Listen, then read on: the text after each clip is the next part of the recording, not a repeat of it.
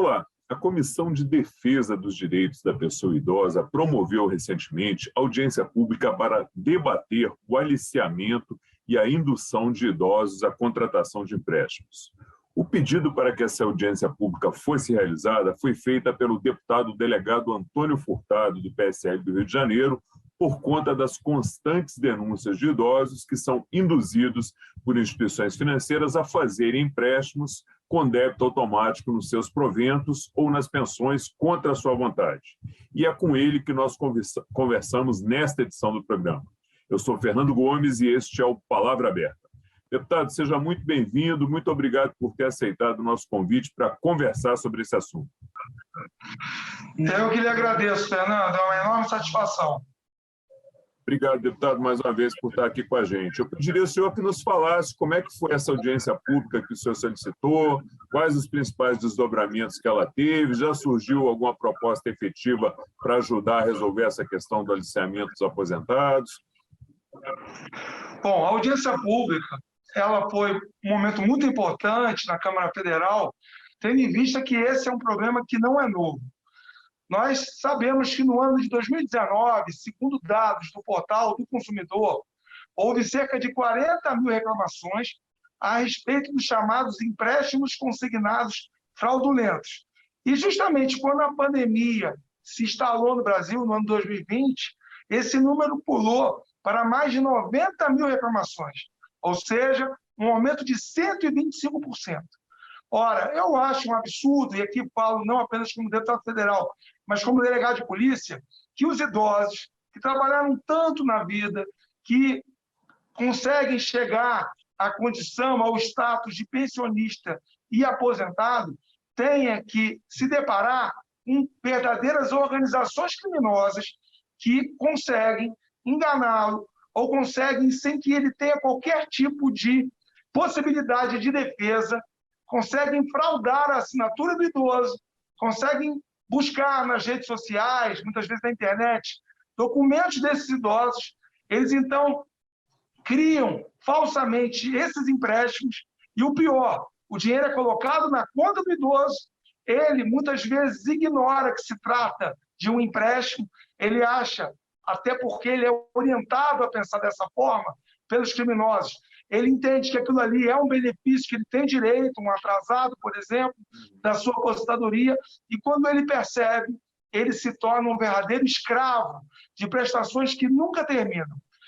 A audiência foi muito positiva. Por quê? Porque nós entendemos melhor como é que funciona esse tipo de crime e eu já tenho um projeto de lei praticamente pronto. Essa semana ainda eu pretendo fazer o protocolo, o registro desse projeto, para proteger os idosos, porque isso é um problema que está acontecendo em todo o Brasil, os advogados reclamam, os delegados de polícia estão vendo essa situação acontecer e, na minha opinião, tem que haver um crime específico, que é o crime de empréstimo fraudulento consignado. Porque nós sabemos, Fernando, que o empréstimo consignado, ele é um empréstimo privilegiado em relação aos demais, porque sempre que o idoso recebe o benefício, já há um desconto. E nós vemos que idosos têm sofrido muito a atuação desses criminosos. Deputado, uma coisa que foi comentada na audiência pública é a possibilidade do idoso bloquear junto ao banco esse empréstimo para que ele não tenha essa surpresa. O senhor podia dar uma detalhada melhor para a gente nesse ponto, que é uma prevenção antes do fato acontecer? Sim, perfeitamente, amigo. O que ocorre? É possível que o idoso ele vá até o INSS e deixe claro que ele não quer que o benefício dele possa ser objeto ou a garantia de um empréstimo.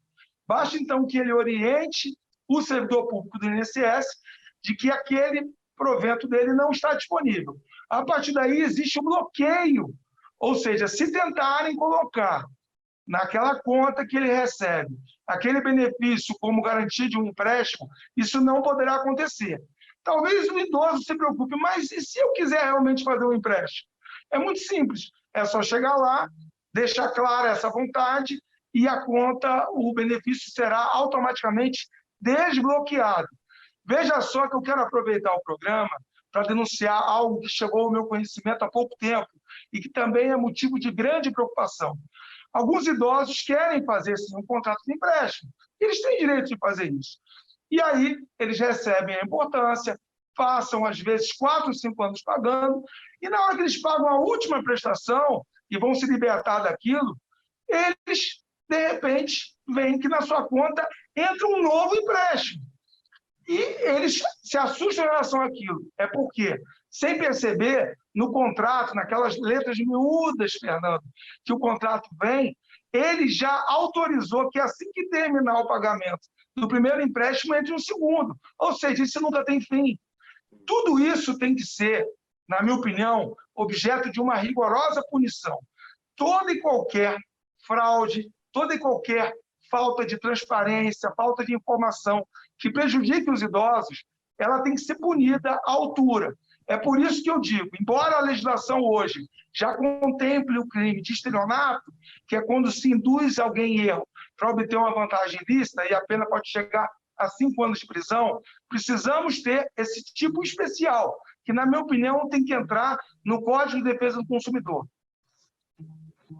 Deputado, esses crimes eles envolvem os bancos, né? Envolvem principalmente os correspondentes bancários, que são quem faz essas operações. O Banco Central está participando dessas discussões? O senhor está pensando em aplicar multas pesadas também nos bancos nesse seu projeto de lei? Como é que está isso aí na cabeça do senhor? Não tenha dúvida que multar os intermediários, os chamados correspondentes bancários, é muito importante. Como é que funciona rapidamente essa estrutura? O banco tem interesse em que haja pessoas solicitando empréstimos. E aí ele contrata esses correspondentes bancários e eles têm uma comissão de 10% a 17% do valor do empréstimo que for contratado. O grande problema é que esses indivíduos eles não oferecem empréstimo, eles enganam os idosos. Eles muitas vezes ligam para o idoso e dizem: olha, parabéns, o crédito está liberado, você agora tem dinheiro na sua conta, fica à vontade. Há casos de idosos que perguntam se é empréstimo, eles negam que é empréstimo e, na verdade, o é. Nós precisamos, então, identificar todas as pessoas que estão tendo lucro ilícito com essa prática e eles têm que ser punidos. No Paraná, houve uma ação que foi proposta pelo PROCON, e essa ação condenou um desses bancos a pagar quase R$1 milhão em multa. Logo, é muito importante que a lei de penas privativas de liberdade, para aqueles que se locupletam do benefício do idoso, haja também multas. Para quê? Para que a gente consiga banir da realidade essa triste prática que tanto prejudica a melhoridade no Brasil. Outro tema também que foi debatido na audiência, né, deputado, foi a possibilidade de ser usada a biometria para ter uma segurança a mais para o idoso. O senhor acha que isso já poderia ser feito agora? Já está em um estágio que seria possível implementar ou ainda precisa ser aprofundado um pouco mais? Meu caro Fernando, nós sabemos que já existe a tecnologia da biometria, até a biometria facial, que já é utilizada pelo Tribunal Superior Eleitoral e pelo Detran. Eu entendo que isso é certamente um grande aliado. Por quê? Porque se o idoso, de espontânea vontade, ele quer contratar um empréstimo, óbvio, se não há nenhum tipo de ilicitude nisso. O grande problema são aqueles idosos que não pediram empréstimo, o dinheiro entrou na conta e depois, Fernando, ele não consegue nem devolver o dinheiro, porque cria-se uma burocracia que ele tem que ligar para 5, 6, 7 telefones diferentes e não consegue. Obriga o idoso a ter que entrar com uma ação na justiça para poder não ter que ter descontado do seu vencimento, da sua aposentadoria ou provento, aquelas prestações por um empréstimo que ele não pediu. Então, eu entendo sim, toda a estrutura tecnológica e jurídica tem que ser utilizada para proteger a melhoridade. A biometria pode e deve ser empregada sim. Penas mais duras, um crime específico, tudo isso para que nós possamos fazer com que o idoso não tenha esse padecimento. Eu já fui informado de situações onde os idosos atentaram contra a própria vida. Por quê? Porque, imagina, ganha-se um salário mínimo, às vezes, de pensão. E aí, quando o indivíduo percebe, ele está endividado por 7, 8, 9 anos em prestações que não mais terminam. E a gente sabe que cerca de 30% a 35% do que ele ganha é a chamada margem consignável. Logo, em R$ 1.000, pegar R$ 350 para pagar um empréstimo que ele nem sequer solicitou é algo altamente cruel e que tem que ser punido de forma rigorosa. Então, a gente já está caminhando aqui para o final. Eu deixaria um minuto aí para o senhor fazer as considerações finais da importância desse assunto e para a gente encerrar. Eu quero primeiro agradecer a oportunidade. Eu quero que você que é idoso ou que tem um parente idoso entenda uma coisa. Nós precisamos nos unir. Nós precisamos evitar que haja essa pandemia financeira que está hoje vulnerando os nossos idosos. Eu sempre termino falando de algumas dicas que eu considero importantes para que as pessoas não caiam em fraudes, e essa também é uma fraude. Há situações onde liga-se para o idoso e se pergunta número de CPF, se solicita a ele informações confidenciais. Eu peço que essas informações não sejam concedidas. Outra coisa importante é que o idoso deve desconfiar daquele dinheiro que cai na conta dele milagrosamente. Não existe dinheiro que cai do céu. Logo, se entrar um dinheiro que não foi solicitado ou inesperado, a minha sugestão é não gaste o dinheiro. Por quê? Porque hoje os juízes entendem que mesmo que a pessoa não tenha pedido empréstimo, se ela gastar, ela está aceitando e ela tem que depois pagar por ele. E outra coisa fundamental para a gente fechar, qualquer problema tem que ser devidamente denunciado. Eu quero deixar aqui o número 135, que é o número da ouvidoria do INSS. Qualquer situação ligada à aposentadoria ou pensão de um idoso que seja irregular ou que aparente que haja algum tipo de fraude ou golpe, vamos fazer a denúncia. É dessa forma que nós conseguimos permitir que as autoridades investiguem esse tipo de problema e nós certamente vamos vencer. Eu quero dizer que o idoso, Fernando, é o grande patrimônio público do Brasil.